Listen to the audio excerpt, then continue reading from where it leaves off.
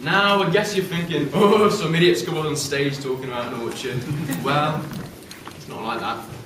Well, no, I'm an idiot, but you know, it really is a special tree.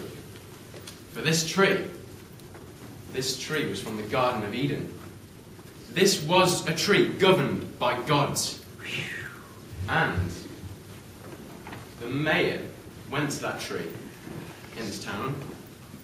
He sold part of his soul for as many apples as he could carry. So he took the apples and he went.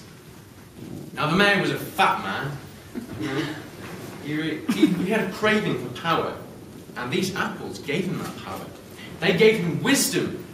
Wisdom that he could be the most political leader in that whole town. And he needed his power to control these two kids, Harry and Jack. Harry and Jack, they were pretty mischievous. No, yeah, you know what I'm on about, don't you? And they liked to be pretty idiots, all a bit like me, to be honest. And so what they did one day is they decided to go up to the orchard. They decided that they would steal some of these apples. Now, as I said, the orchard was governed by the gods, and it required a fragment of your soul in exchange for some of these wonderful, tasty apples. So, without that heed, the boys continued to steal the apples. They were trying to grab as many, fit them in all the pockets that they had. And they smiled. They thought that they could be so successful. They got all of the apples that they could carry, shoved them in all the pockets, and they started running. They were running as fast as they could until they reached the graveyard. Now, that was the eerie graveyard of them all. And it just so happens that this day, the mayor was going over to try and get his soul back by praying with a priest. So the boys, they stopped and looked in the graveyard and they thought, we could hide here. We could share out the apples between ourselves.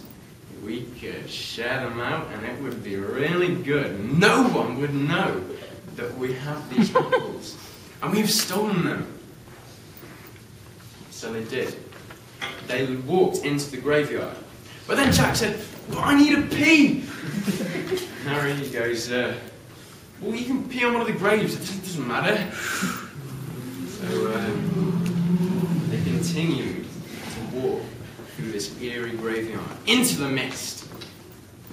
And as they walked, they saw that one of the graves had been dug. And it had been fitted to the exact size. So they thought, let's get in this grave. So they went into the grave and they started to count out the apples between themselves. One for me, one for you. Two for me, and two for you.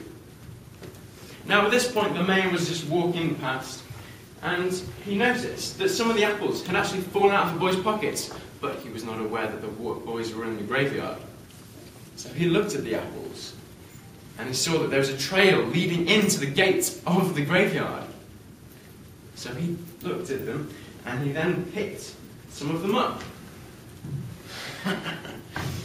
No one's going to matter if I take some of these tasty apples. I could always get more powerful then. He was corrupted, evil man. Then he stopped. His face turned to stone. He heard voices. These voices, one for me, one for you. Two for me, two for you. And then he ran as fast as he could away from the graveyard to the priest. And said, priest, there's God and devil and they're counting out the souls. They're counting out the fragment of my soul between themselves. And then he got the mayor. He said, oh, but come on, I mean, you're a holy man, and you just pray with me and we can get your soul back.